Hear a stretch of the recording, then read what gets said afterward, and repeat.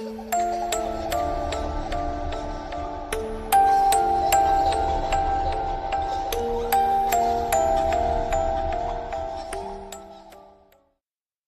to the Ghostly Gallery podcast, a place where we explore the world of horror and mystery in film, television, literature, and popular culture.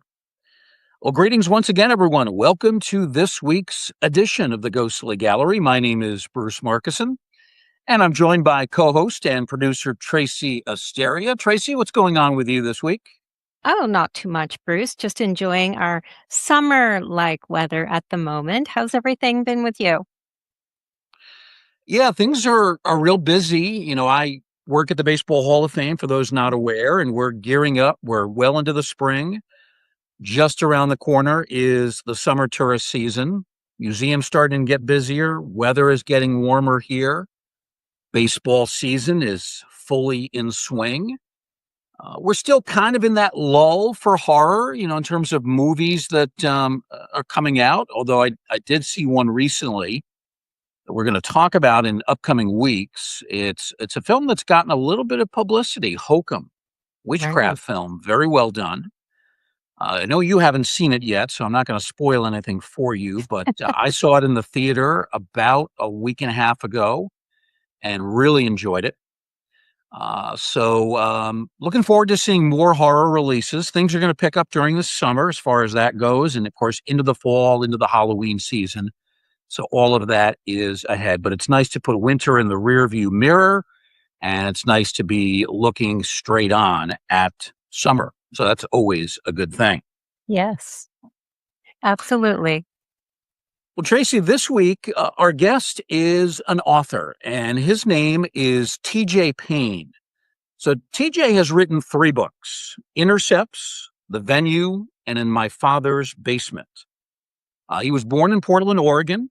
TJ then moved to Hollywood, where he spent a good part of his time working as an assistant, then in post-production, and finally as a professional screenwriter.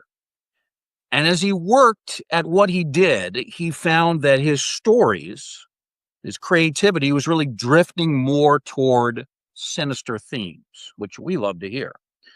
So nowadays, TJ writes primarily in the horror and thriller genres, but he does tend to explore an interesting topic that has long fascinated him, and that's this whole idea of human cruelty. And that, of course, is often explored in horror. TJ's book, Intercepts, has really become a sensation. It was originally self-published 7 years ago, back in 2019. But it's done so well independently that it's now been re-released by Crown Publishing Group. That's a division of Random House, so we're talking major publisher. And it's out as of now, as of May 2026. We'll talk to TJ about that in a moment. TJ, welcome to the Ghostly Gallery. Thank you for being with us. How are you? Oh, I'm great. Thank you so much for having me. Yeah, absolutely. It's been kind of a whirlwind for you with this book. It's been 7 years since it first came out, but now it's out with a major publisher backing it for you. How did that come about? I know it's kind of a weird whirlwind where it was a whirlwind that sort of like slowly churned for 7 years and just kind of kept that pace without ever slowing down. And which, 7 years is ancient by book standards, including self-published book standards. And I have 3. I know that they tend to just drop off, but Intercepts kept finding an audience, kept finding readers, and it just maintained this sales record. I didn't really believe there were that many horror fans in the world, and they just kept finding more of them. So that was wonderful. And eventually, the traditional publishers and took notice. An agent just kind of reached out to me one day under, the found an email address for me and DM'd me and was like, "Hey, is there anything happening with this book? I see you self-published it, and I think there's an appetite for this right now, and I'd love to shop it around." And I personally thought it was a scam at the time, so I kind of like rejected the email for a bit, and then Yeah. finally responded. And then everything just came together very quickly. She sent it out, got interest from a lot of publishers, and Crown at Penguin Random House. They were just so fantastic. They had a real cool plan for it. And it's been exciting. It's been this thrilling ride to be on. I'm sure you're very proud of the book, and that's the quality of it is probably a big reason for its success. But do you think your own individual promotional efforts, did that also pay off? Was that part of it? Honestly, I am a very shy person. I've always been. That's kind of why I have been drawn to writing as a career, because I have always been someone who liked to Really? slink around the edge of the hallway at school and hope the other kids didn't notice me. It was that innate sort of fear in me, I feel, which is what drew me to horror. But I've always learned to express myself. You don't come across that way at all. I've seen interviews you've done on YouTube, and you seem to have a lot of energy, and you seem comfortable doing it, so that's kinda weird. Honestly, it's a certain amount of self-training Yeah, that I think for me it's been about like I know that I don't want to say it's a weakness, but it's something that I could shore up is just being yeah, out there, talking to people, being a little like and not being the wallflower that I would much rather be. yeah, And so it is something that thank you for saying that, because it is something I've worked at, just to be more conversant, to not be so internal, to be able to communicate by speaking as opposed to, hey, yeah, hold on, let me go to my quiet place for 30 minutes and I'll type out my answers and send them to you.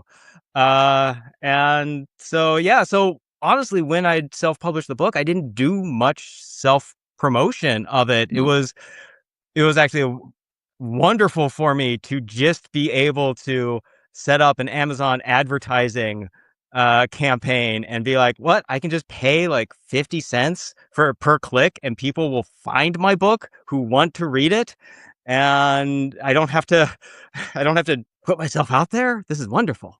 yeah, And yeah, it did really well. But now, there's a certain amount of it is part of the job to be out there. And it's also, I feel there's a good growth in making yourself do things that you're naturally a little uncomfortable with. yeah. And you find yourself getting more comfortable the more you do this? Oh, totally. So when I self-published the books, in it was 2019 with that one. My last one was 2020. Before that, I was a struggling screenwriter, and I, was trying to peddle my scripts and politely begging people to read them, and no one wanted to. And ever since then, once I got this comfort with writing and myself and my voice by self-publishing, by having books out there in the world and people reading them and responding to them, it made me just more confident in Yeah, the rooms of Hollywood.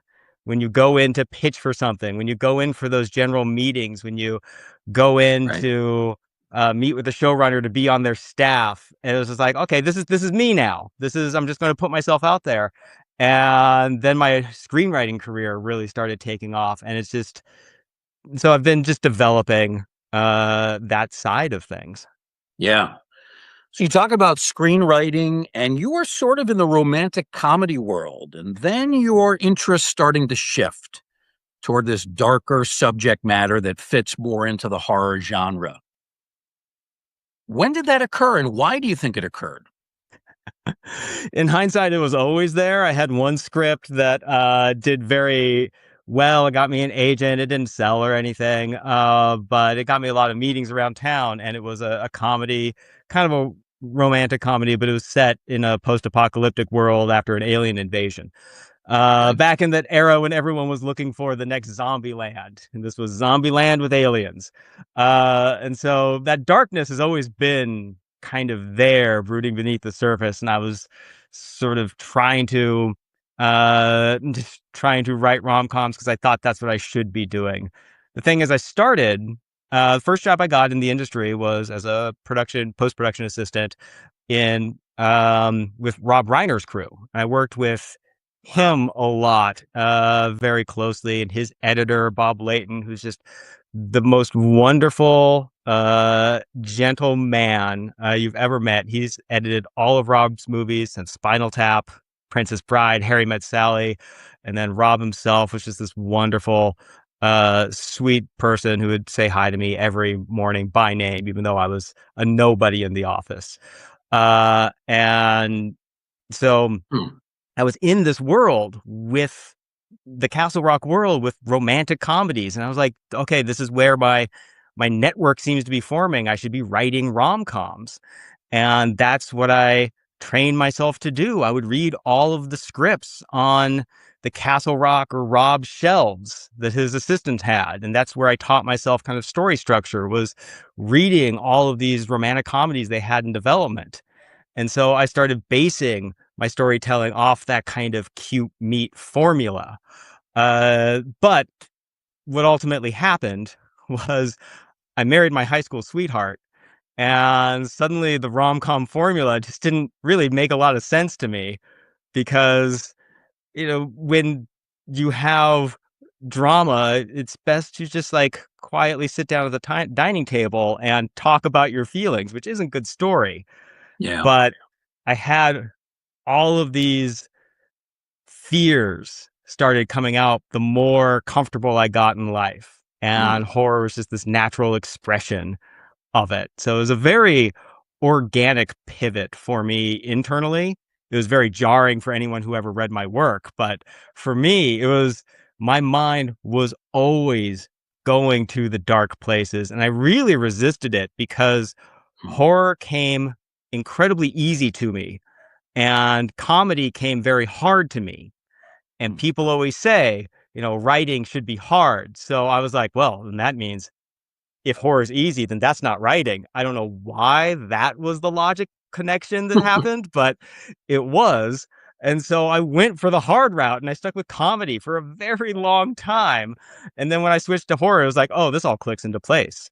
Yeah. And I honestly do believe writing is something that should actually be very easy. The Yeah. storytelling part, the ideas you come up with and the way that it flows out in a narrative actually should be very easy. It should be part of you. It should just Yeah. come out. And the hard part is the crafting of it and the working at it and the making it better every step of the way, sentence by sentence. That's where the joyful drudgery happens. Yeah. I did not know about your connection to Rob Reiner. Did you have a chance to talk to him at all about his movie Misery, which is one of the horror classics of the 1980s or I'll tell you 90s, I think? this. Yeah.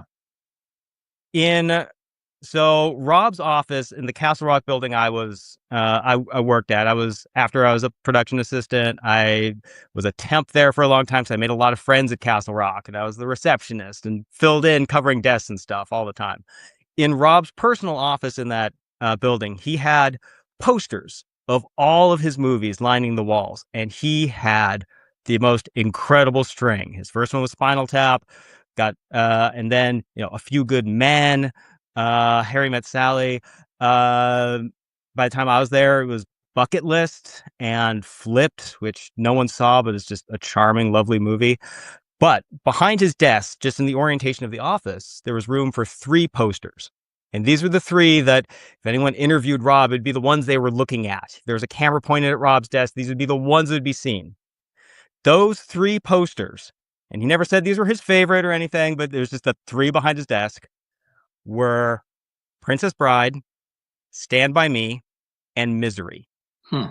And so I do think that Misery was one he was deeply proud of. I think Yeah. it got Kathy Bates the Oscar. It's such a wonderful horror movie that really leans into character in a way I actually don't think any horror book or movie is as deep on character, particularly the villain character, as Yeah. Misery is. It's absolutely perfect. Um, Another quick little thing about that, when talking to the editor about Misery, he said that rubber foot they used for the hobbling sequence looks Hmm. so bad in the dailies. So magic of editing is, he says, when they cut that together, when he first saw the footage, he was like, oh God, the audience is just going to laugh. And they edited it together, and it is just Hmm. cringe in the best ways. Wow. Tracy will jump in here in a moment. I do want to ask one more question. We were all shaken by the news several months ago when we had heard that Rob Reiner and his wife, they were murdered by their son. I mean, it was an awful story, but this really had to hit you because you knew him personally. Yes. And everyone in that orbit, the Castle Rock family was it. Castle Rock used to be a very big company, and it by the time I was there, it had downsized quite a bit, and so it was a very tight knit group where they had the heads of that company had the same assistants for many years, and I knew them all, or I know them all. And the thing is, like, Rob, he's a big personality, and he fills a room with just his voice. And but that kind of big personality and that sort of big Hollywood producer status and vibe can be Mm. directed in all sorts of directions in a massive blast radius, and a lot of people do. I never saw Rob go downward with that personality. It never went toward anyone below him. It was toward the execs. They could handle it. But Rob, again, I was the guy who fetched coffees and drove hard drives across town. That was pretty much my job, and I was manning the front desk. And he would walk in every day. He would say hi to me by name in that big booming voice. He would take the entire post-production crew out to lunch all the time. And he would always pay. There was never a question about that. Mm. Um, he was just a really gentle, kind person. Um, here's another story that I always kind of loved. It was during a one of the flip screenings we had a preview screening for the execs on the film. So it's like Warner Brothers execs and the Castle Rock execs, and some friends and family were invited. And so we all watched the movie together, and then went out to the lobby, and everyone was congratulating Rob. But there was one person whose opinion he cared about more than anyone else, and that was, he must have been 90 years old at the time, maybe late 80s, but it was Carl Reiner had been invited to the screening. Mm. And Carl went up and just told him how wonderful the movie was, how proud he was of Rob.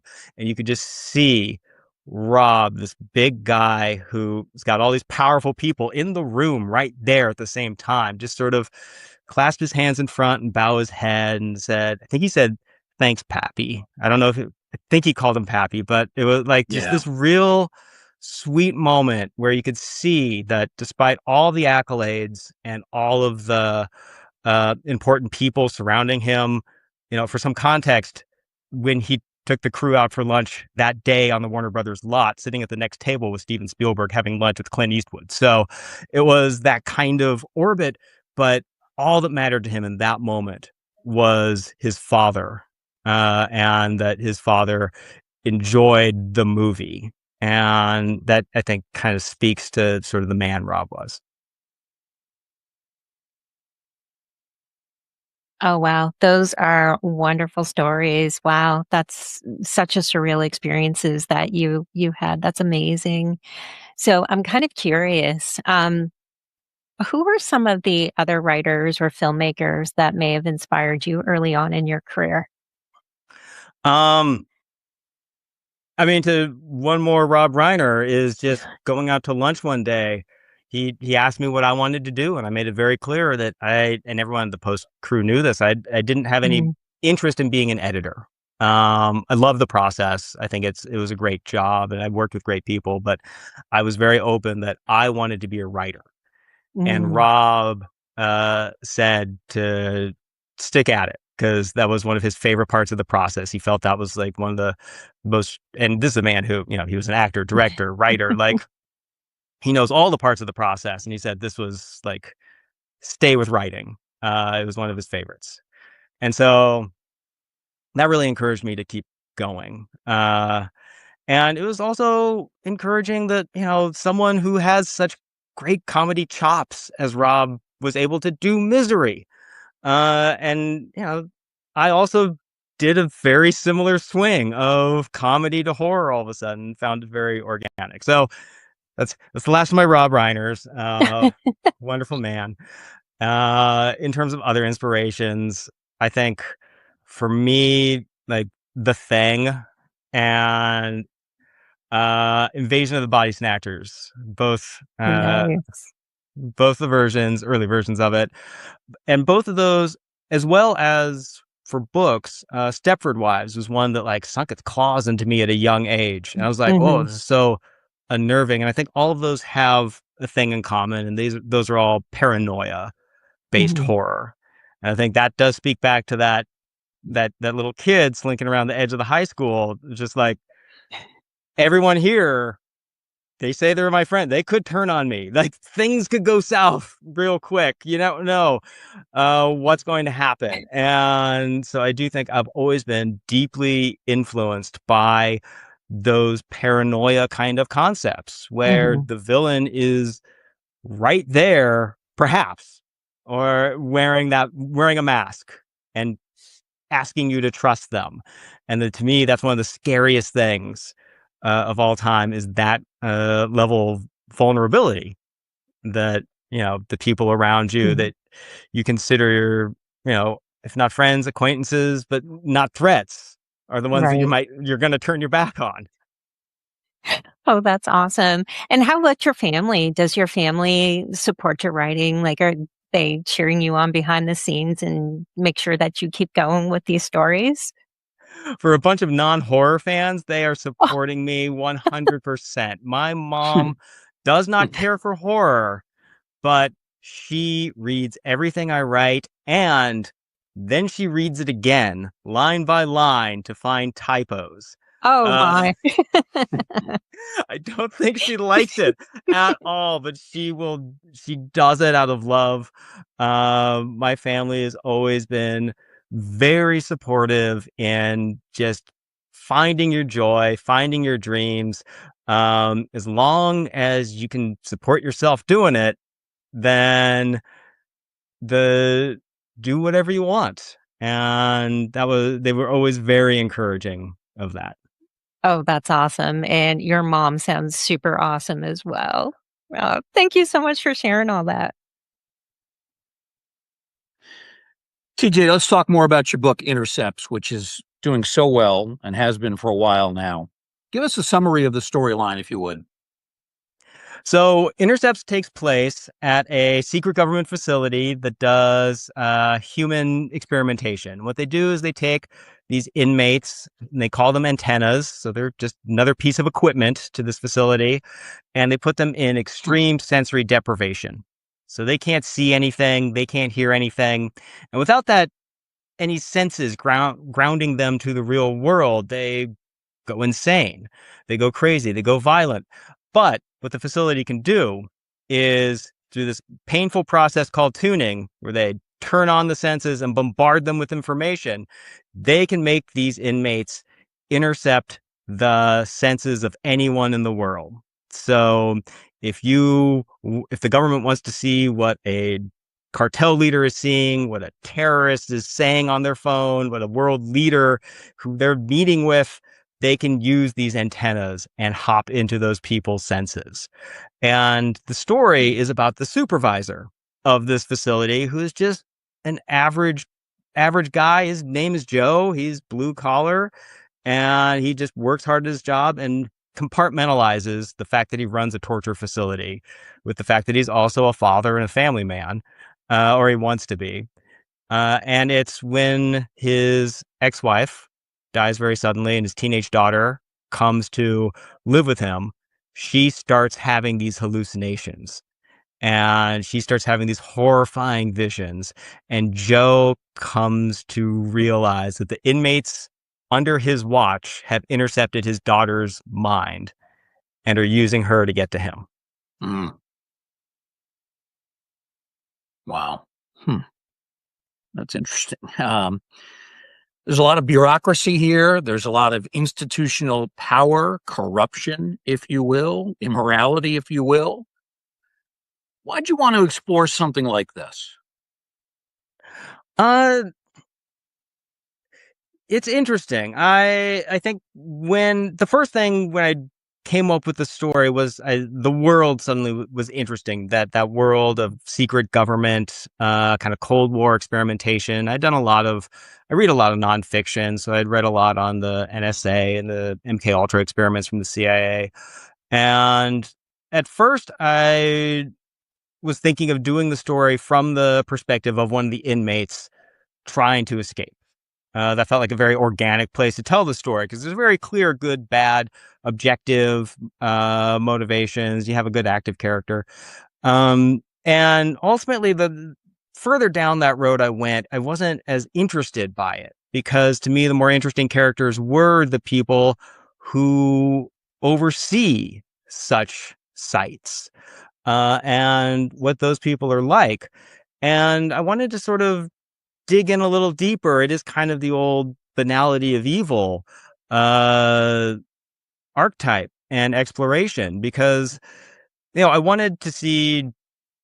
I, if you went from the inmate's perspective, then the guards would be very mustache twirly. They'd be very evil. And I personally think, I know there's danger in trying to humanize your antagonist too much, but I also think that is kind of the purpose of horror, is to hold up this mirror of humanity to the audience so that you can see what people are doing, why they might be doing it, why you can sometimes relate to your villain, and then hopefully that might impact some decisions you make in life. That if you can see how evil is able to sort of sink its way in through rationalization, through compartmentalization, through just this sort of othering of other humans and dehumanization and things like that. And so that was far more interesting to me, was Yeah. how do these people do the things they do?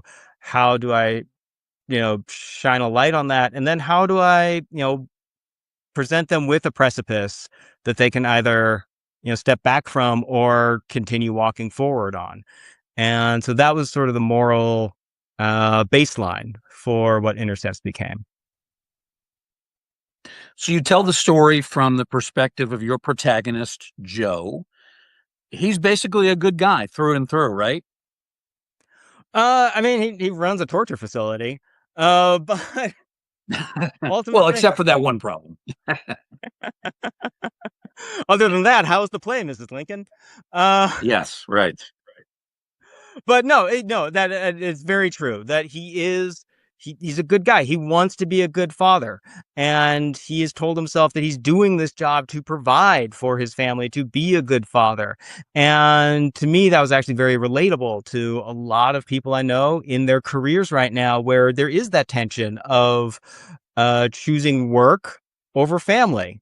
And when you choose work, you're kind of doing it for your family, but sometimes you go a little further Yeah. beyond that line and you're doing it for yourself and more than the other people. And that was, I felt that was a very relatable choice for him to have.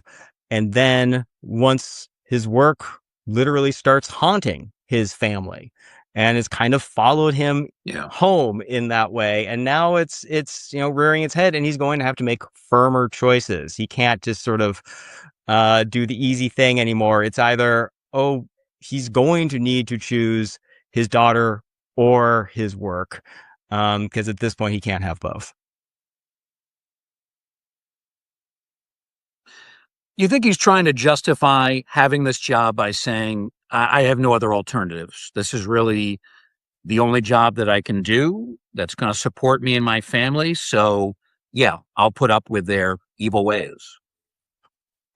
Uh, I don't think he even sees his evil ways. I think he says he's helping. Mm, He's doing it for the greater good, and he's also one that kind of got promoted from within, and so started off at the ground level, and before he really knew what was happening, and then a bit of in for a penny, in for a pound, and sort of kept getting promoted, more responsibility, and before you know it, you're doing bad things but you've done like lesser bad things, and so it's okay to keep doing badder things. Like, I think that is a very slippery, like a very common slippery slope for a lot of people. Yeah. The when do you pull the plug? When do you say stop? And that's a lot of the backstory of his. And things he takes a lot of pride in running a tight ship at this facility. I put a lot of care in making sure that he was good at his job. He was respected by his subordinates. He had good relationships with them all. He's one of those hardworking B students where he feels the upper levels back at headquarters who don't quite know what the boots on the ground are doing. They don't get it. Only I get it. I understand how this place works, and only I can make it run efficiently. And by making it run efficiently, then perhaps it's less torturous than it could be. And those are Mm. all the sort of moral rationalizations that he's done year by year for the last 20 so years of his life. And now he's faced in this kind of impossible position. Without giving away too much of the plot here, once he finds out that his daughter's been targeted, they're using his daughter to find out about him. Does he find any allies in this surveillance facility, which is known as the company, or is he going to strictly be on his own? He's in a tough spot because it's really hard to undermine a company whose entire job is surveillance. And his daughter, if he runs up the red flag, if he starts asking too many questions, if he starts trying to pull too many levers to stop it, it puts his daughter at a different level of risk because it's set up very early that the company, may or may not, who knows, disappear people. And so he's in this real tough spot, and it is a very paranoia spot to be in of who do I trust? Who is going to, if he does ask for help, who would help him and who might report him? When will the company find out? Can he hide underneath the opaque layers of bureaucracy to undermine them from within? And yeah, so it gets a heavy layer of paranoia on it as he's trying to navigate what the best way is to help his daughter. Yeah. Our guest is author TJ Payne. We're talking about his very successful book, Intercepts. TJ, I'm curious about this transition from screenwriting to writing a novel. They're two very different things. Were there any skills from screenwriting that you were able to translate to writing a book? I think one thing a lot of reviewers comment on is that my books move very fast. And part of that is because I was a struggling screenwriter for a long time. And the thing about writing screenplays is that no one wants to read your screenplay. And it's impossible to get anyone to do it because it's homework for everyone in town. No one in Hollywood likes reading. And when they do Oh, it, boy. they're doing it over lunch while checking their email and people walking in and out of their office. So just by survival, I had to develop a very vertical style that drew the eyes down the page and moved very fast with scenes one leading into another, and then finding the character and the emotion within the actions. And so that is, it became my voice and my style, and why fight it?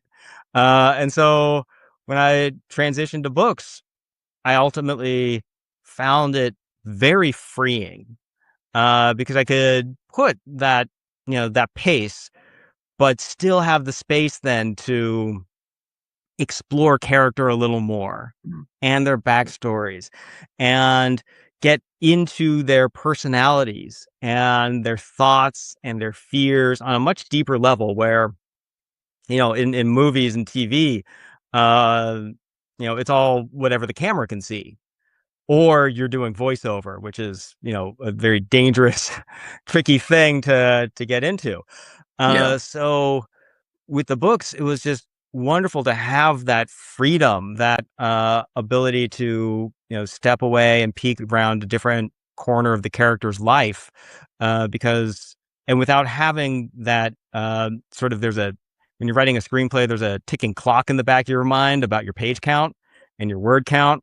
And, I didn't have that anymore. And Huh. so I ultimately was able to use a lot of the skills from screenwriting, and then just translate it to books in a way that I find very satisfying and fun.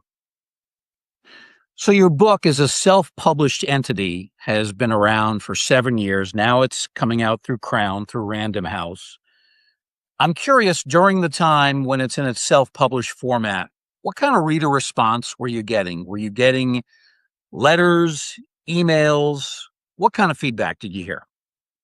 Well, I was very non-present on social media, so I wasn't getting anything directly, which is for most of my life how I liked it. But I'm coming out of my shell. Yeah. I'm emerging, and so I would read the reviews, and I read pretty much all the reviews that came through. And in particular, so Intercepts is my second book. My first book is called In My Father's Basement. It's about a guy who discovers that his dad has just been arrested as this horrible serial killer. And then he Mm. gets offered money from a TV producer if he can go in and secretly interview conversations with his father on death row. And so that one was a very experimental book for me to learn the process of writing a book, down to, I played around with perspective in it. Most of the book is from the son's third limited perspective, but when the father tells a story, it'd be whole chapters from first person. And so that was a very informative experience for me. And the reviews came in, and people, by and large, very positive. And, this taught me I can do this. I can make a living as an author, and people are, interested in the things I have to say about the human condition. Um, and then, negative reviews came in as well, and they were very interesting. There were, you know, it taught me a lot, both about my own writing. So, sometimes they'll point out bad habits I might have. Coming from a screenwriting background, there's just some things that don't translate well to book form. For example, the ending of In My Father's Basement, without giving anything away, it ends like horrors and thriller movies end very suddenly. The final girl escapes from the haunted house and runs down the road and catches her breath, and then you cut to credits, and people wanted more from the ending. And lessons like that were things that I applied to Intercepts, that I think really helped Intercepts become a far more satisfying experience for readers. It was a more satisfying experience for me as the writer.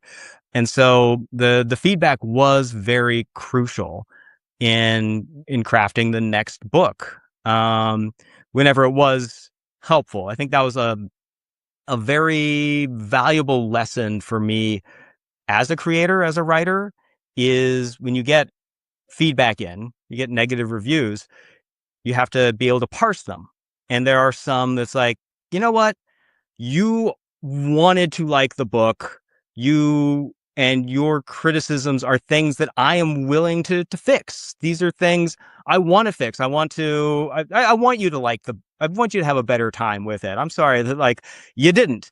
And then there's some negative reviews where it's like, oh, you wanted something different, something that I had no intention of providing. And that's fine. I'm sorry you picked up the book. But that was you wanted what I was not offering. And that's fine. That happens all the time. And it really did teach me that, we all say taste is subjective. We give lip service to that. And yet we go around giving these very objective declarations of what we think of everything in life. particularly with the internet. And it really changed the way I go about my life now. I'm like, oh, you know what? That movie that I just saw didn't suck.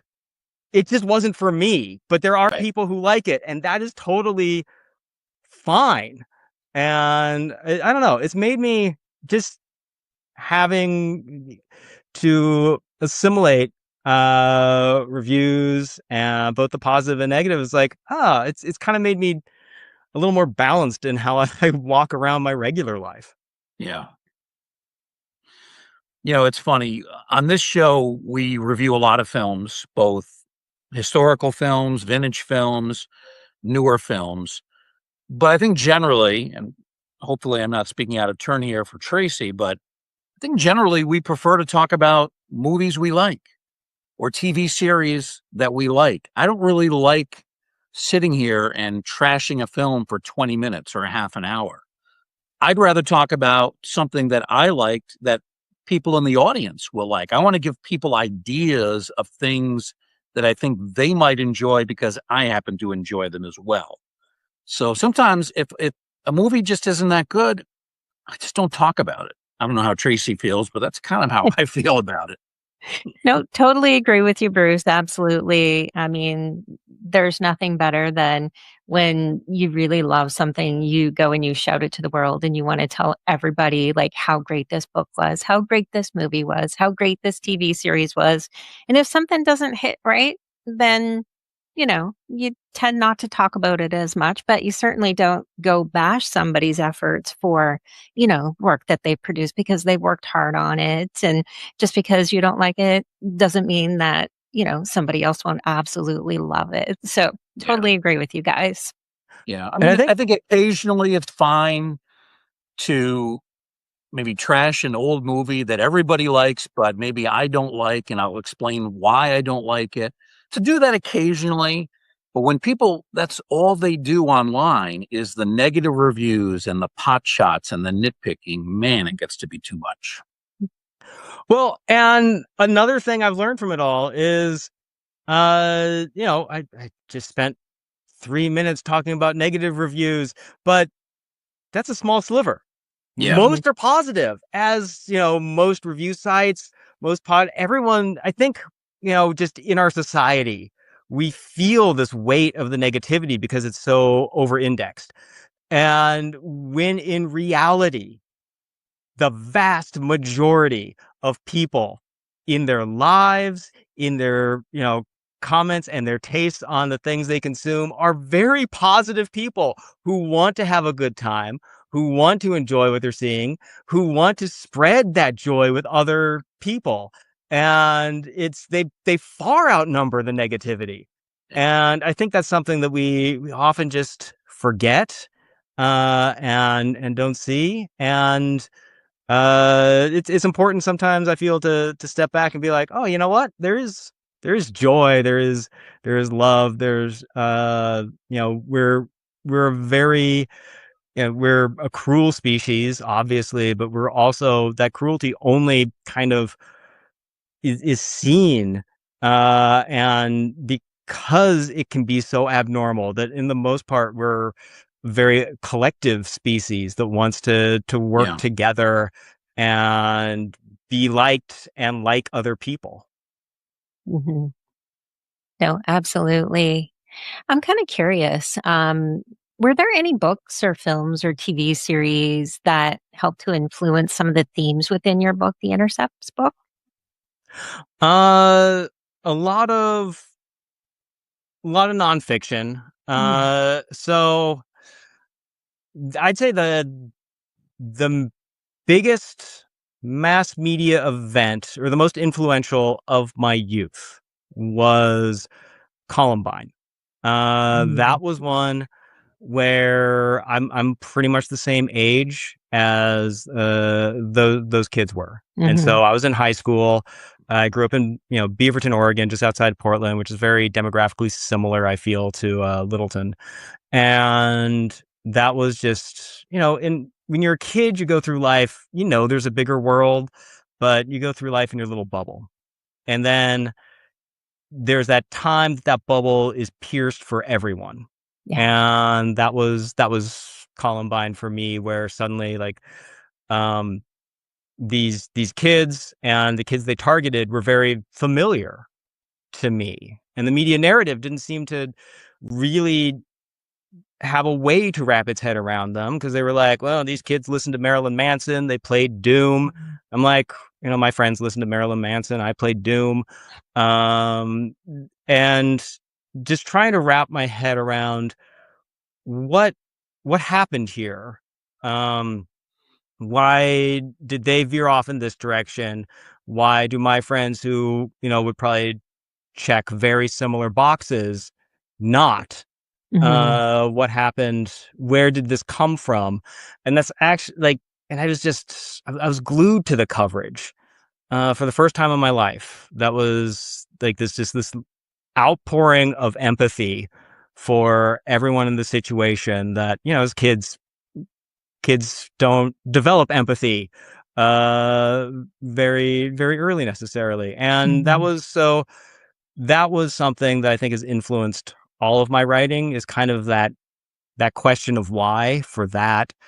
And Right. then that veers very much into all sorts of elements of, you know, humans doing things that are, just mean, Yeah. cruel, dark. And so that's a lot of the nonfiction I read has been about those type of people, serial Hmm. killers, other like things that have happened in history, and just sort of trying to figure out where was the switch that Yeah. happened and how can it be prevented. So that's a lot of the influence that Hmm. where the themes came from.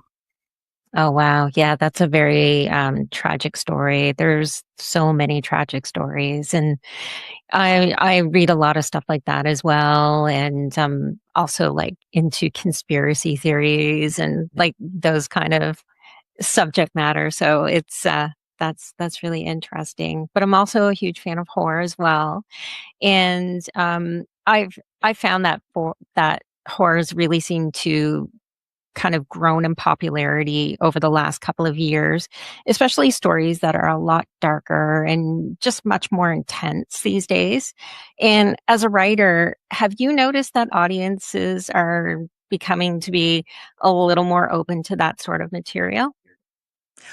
Yes, I think horror is certainly having a moment, a wonderful resurgence right now. And I think there is this, people are exploring the darkness. I think it's been on the top of everyone's minds, and Mhm. it's just like they're looking at for this sort of outlet from it. And I think horror's at a great place right now because there's so much of it, and so in such different subgenres. I think it's such a big umbrella label, horror, and it has so many different there's something for everyone under that label. It really is quite vast. And yeah, I think audiences are definitely starting to, more and more are starting to dip their toes into this world. I think breakout things like Sinners Mm, have mhm. like so many people. The funny thing about a movie like Sinners is the horror fans that I know are, they're always like, oh well, this and this and this movie did these scenes already better. But a lot of other people I know will say, um, I don't watch horror, but I loved Sinners. And it's this gateway to horror. And horror is a weird genre, because when I tell friends, oh, I write horror, a lot of them will say, oh, that's great. I won't read your book because I don't like horror. And it's like, they say it really nicely, but it is funny that like in Yeah. no other genre would someone be like so upfront about like, oh yeah, I don't do that. But more and more they are that that statement is becoming less and less common amongst people I run into. And now it's more of like, ooh, I get scared real easily, but I might give it a try. Hmm. Oh, that is awesome. And I've got one last question for you. Do you have a favorite horror movie? I mean, we already talked about Misery, and I mean, it's The Thing. Okay. The Thing is so Yeah. it's perfect. Um, I grew up on The Thing, on Aliens, and on Jaws. If you consider Jaws a horror movie, Yes. which I do, Yes. even Definitely. and Jaws is one of those movies that was around for my entire life. They're actually all three of those movies where I have no memory of seeing them for the first time. And so I was never scared of them because I just knew them beat by beat my entire life. And it was only later when I became like age 8 to 12 that I became very scared of movies and would never go in the blockbuster horror section because the cover of The Fly or Pet Cemetery were just terrifying to me. But I'd say I say Jaws, Aliens, and The Thing are somewhere deep in my DNA. Oh, that is phenomenal. Oh, that's awesome. Thank you. Yeah, those are all great movies. I mean, they're absolute classics. You mentioned of contemporary horror, Sinners, which was fantastic. Weapons came out last year. That was another terrific movie. If you look the last 10 years, 15 years, contemporary horror, anything else that really jumps out at you and has really caught your attention? Uh oh, there's the one with the hand, and it's called either Talk to Me or Let Me In. I always forget what the title is. It's Talk to Me, Talk to me. and We just Yeah, talked about that on the show, by the way. So, we did. I yeah, I absolutely loved it. And I loved yeah, that one because of the it did something so cool. The relatability of the it's kids in a basement passing around contraband. And those basement scenes, I was like, "Oh, this is when horror is really good, is when it's this heightened thing that you can identify with and put your own life into." It's like, yeah, I've been in those basements and not with a haunted hand, but something similar has gone around and I've been like, "Oh, I don't want to I don't want to yeah, touch the hand. There's nothing to be gained out of this. Oh, are they going to think I'm not cool if I don't?" And just little things like that, I feel is that's horror. That's just fun horror at its finest. Horror can do many things, but sometimes it is just plain old fun. yeah. TJ, I had one final question for you. With the success of Intercepts, you're now connected with a major publisher. Has there been any conversation that you've heard about possibly this being made into a film?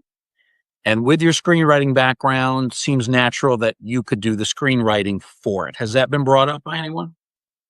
It's under option at Boulder Light Pictures, which did Weapons and Barbarian and Companion, so a fantastic home for it. Um, and I will not be the screenwriter for it. Am I really like the book, and Yeah, so I feel like, oh, I did it. I did my version. yeah, And let someone else take it. I have new stories I want to tell. And if they stick with the book, great. If they go in their own direction, fantastic. If they make like a really I'm in a no lose situation here. If they make a yeah, great horror movie, then I'll be like, oh yeah, well, you had a good source material. If they make a bad horror movie, I'm like, well, the book exists. My version right. exists. And so, yeah, I'm I'm excited to pivot back from film and TV into books because what I found in Hollywood was a lot of screenwriting is a lot of talking. It's a lot of pitching. Yeah, Um, it's a lot of getting notes that you might not agree with, but you kind of have to do. And uh, I'm excited to write. I've Writing and self-publishing the books reignited my love of writing. And when I was a struggling screenwriter before I self-published, I realized that I'd actually kind of fallen out of love with writing, that it was more of a chore. And I was becoming one of those.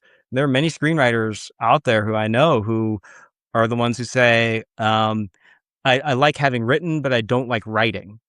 And it's a hard way to live Yeah. when this is the job that you have to sit in a room quietly and do for many hours a day. And I had fallen out of love with writing when I was just sort of spinning my wheels, doing people's writing producers' ideas for free, um, and doing notes for directors or other execs or anyone that I might not have agreed with, and it become sort of drudgery. And then I started doing the books, and I was like, this is what I love, Yeah. and I can do this. How I can do this forever, and so I'm excited to just start telling new stories. Yeah. Going back to the movie idea, if the studio said, we'd like you to be an advisor, hang out on set, chip in with ideas, would you be willing to do that? Set is a lot of fun. Yeah. I've been on set. Uh, it's a high energy, and honestly, I'm kind of like, I don't need to do it. Okay. I think time is better spent. Here's the thing: is this is going to sound more morbid than I intend to, but I am going to be dead before I've told every story I was meant to tell. And so, like, this is what I'm here for, is to tell story. Right. And so I have to be very precious with my time. Um, and so because of that, 8 weeks on set, telling a story I've already told, uh, is not necessarily a good use of time, and it's not that appealing to me. There's an excitement I would love to visit. I'd love to say hi to Yeah. everyone. I want to stand in the corner and be quiet, and just watch the 200 artists who are there work, Yeah. because when I've been on set, it is incredible to watch this crazy machinery. It is like, production draws a lot from military in just its organizational structure, but it's this weird military of artists, Hmm. and that is an incredible energy to be around, is the artist army, like, putting together the train tracks as the thing is barreling down toward them, and so much fun. Yeah. But I don't need to be a writer on it. Well, it's a good answer. I like it. Our guest has been author TJ Payne. He has written books, The Venue in My Father's Basement and Intercepts. Intercepts has now been reissued by Crown Publishing Group, which is a division of Random House. So it is out as of May 2026. TJ, I imagine people can go to Amazon or to the publisher site. Do you have a website as well? I have a website. If you search for TJ Payne author, that pops up. I'm on all the major social medias under tj.payne.author. So Instagram, started a TikTok. So let's see how that one goes. Yeah. And Payne is spelled Payne. Yes. So yep, you can look for me at any of those places. Very good. TJ, it's been a lot of fun. Thank you for joining us on the Ghostly Gallery. Thank you so much for having me. This was great. Our guest, TJ Payne, we're going to take a short break. When we come back, Tracy and I will talk. Well, I'm going to do a lot of talking about the cancellation of a favorite TV series, Watson. Tracy's going to grill me on that. So stay with us. We'll be right back on the Ghostly Gallery podcast. Welcome back to the Ghostly Gallery podcast. Bruce Markison, along with Tracy Asteria. We're going to switch courses now from horror books and literature to Sherlock Holmes on television. And as you know, Tracy, we've both learned a few weeks ago that the TV show Watson was canceled in late March by CBS. It was a show that stars our friend Richie Coster. He didn't play the main character, but he was one of the key supporting characters. And the final episode aired in May. and it brought somewhat of an abrupt end to a series that CBS had featured 2 seasons, 33 episodes total. Now, of course, CBS cited ratings as the primary reason for the cancellation. This and another show, which I think is about the DMV, Department of Motor Vehicles, which I did not watch, although I honestly have to say that a TV show about the Department of Motor Vehicles does not really interest me. It might have been very funny, but I didn't watch it. But I did watch all of the episodes of Watson. And so this news is disappointing. Now, Watson did have the lowest number of viewers among CBS's scripted TV shows. So I certainly understand why it's happening, why they canceled it. But it did catch me by surprise because I thought the program was really hitting its stride in season 2. Thought it was a quality show. It was very creatively done. Watson was very innovative. It took the story of Sherlock Holmes, really turned it on its side by putting the focus on his assistant, Dr. Watson, who in this story is an accomplished medical doctor in Pittsburgh, played by Morris Chestnut. And the show switched the theme of mystery with Sherlock Holmes from solving crimes to solving medical mysteries. Watson and his team of brilliant young doctors would try to diagnose and ultimately come up with treatment or cure for very confounding illnesses, many of which involved rare diseases that in some cases the doctors had not originally even heard of. After a short season 1, which featured only 13 episodes, I thought the series really was finding its legs in this second season. It put the focus more on some of the young doctors and their personal struggles. The show also brought Sherlock Holmes into the story. He was presumed to be dead before the series even began. He had seemingly died, a waterfall death caused by the awful Professor Moriarty. And then we see he shows up, and I believe he shows up at Watson's house, as I recall. And at first, only Watson can see Sherlock. So immediately you start to believe, well, he's hallucinating. Nobody else is seeing him. And that's confirmed in a later episode when Detective Lestrade says that, she can't see Sherlock. Watson says he's talking to Sherlock. Sherlock's right in the room. And Lestrade says, no, he's not. So that confirmed that, yeah, they're hallucinations. But then Sherlock begins to interact in other episodes with other doctors and characters, and then ultimately returns to the hospital. I think in the last 2 episodes, he's in need of serious medical treatment. Watson has to save him. So it turns out Sherlock did not die. And although Watson was having hallucinations, Sherlock actually was still alive the whole time, which was kind of an interesting twist. Among the cast, Chestnut played Watson with a steady, calming hand. Inga Schlingmann, a young actress, was excellent as the likable Dr. Lubbock. Richie Coster brought some old-world toughness as a former hitman, Shinwell Johnson, who's actually in season 2 becoming a nurse. He's going through studies, and he's working in the hospital as a nurse. By the way, Richie did have to miss some episodes in season 2. He had a real-life medical issue, but did return for the final few shows, and that was good. It allowed his character to come to a clearer resolution. And then the actor who played Sherlock Holmes, the revived Sherlock Holmes, was very good, an actor named Robert Carlyle.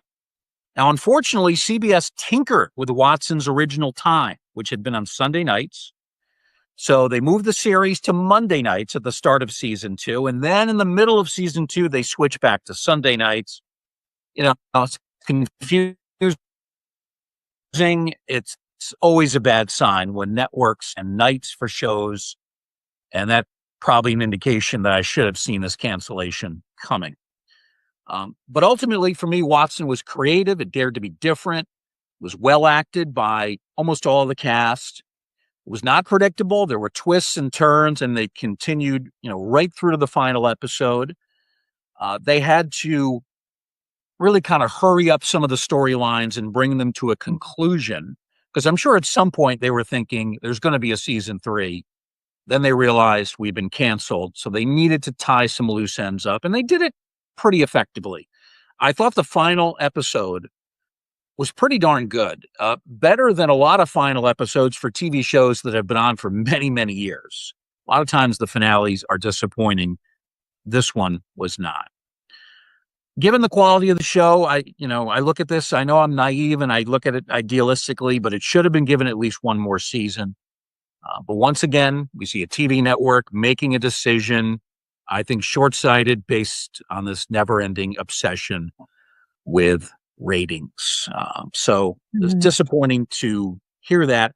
I know you have not had a chance to watch the show, but you're a fan of Richie. We've had Richie on the program a couple of times. Yes, yeah. And I'm sure you've seen Morris Chestnut in other films. Richie said Morris was just great to work with, and Mhm. even CBS praised him as one of the best leading men to work with in any TV shows that they've done in recent memories. But yeah, it's when somebody somebody we consider a friend, their show gets canceled. It's disappointing.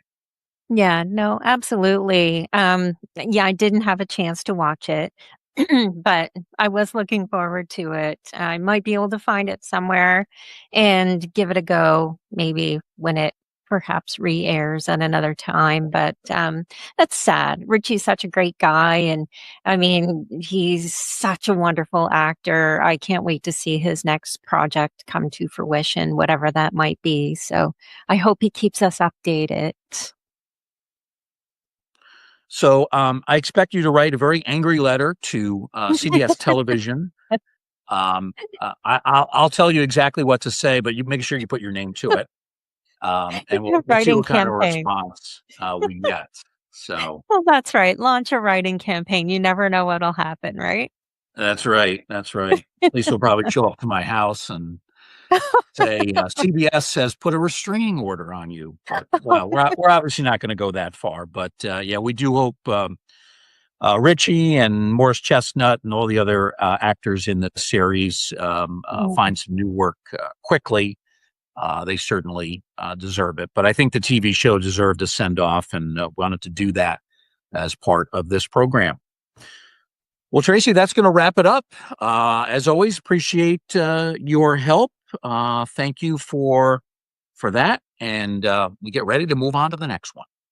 Awesome. Thanks. This has been great. And our earlier guest this evening was just absolutely wonderful. And I will have to try to pick up one of his books. It sounds fascinating. Yeah, our thanks to TJ Payne for joining us on this week's edition of the podcast. We thank Tracy. We thank all of you as well for daring to enter this museum of the macabre. And we hope that you'll join us again next time, right here in the Ghostly Gallery.